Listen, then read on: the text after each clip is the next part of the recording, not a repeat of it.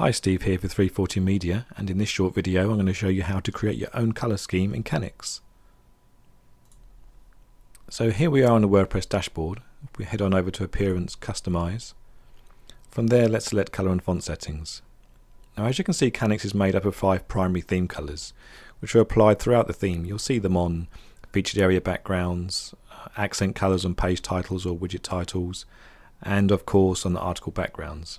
Now what this means is that you can quickly and easily change the entire theme colour scheme just by editing those 5 colours.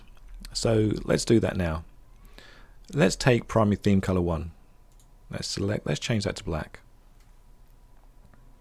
Now you can see the article at this position now has a black background, and that position applies several times in the loop. And the page title now is an accent colour of black. If we change the primary theme colour 2, let's change that to red. The accent colours on loop titles and widget titles is now red, and the article at this position now has a red background. So let's publish that. Another way of editing the colours of the articles is on each post basis.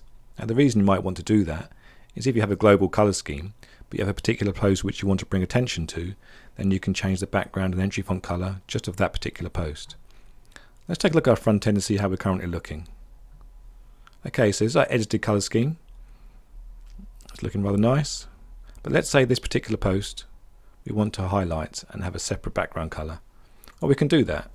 So let's head on back to the dashboard, posts. Let's edit that post. Now you can see we can change the article background colour and the entry font colour. Let's change the background. Let's change the font colour.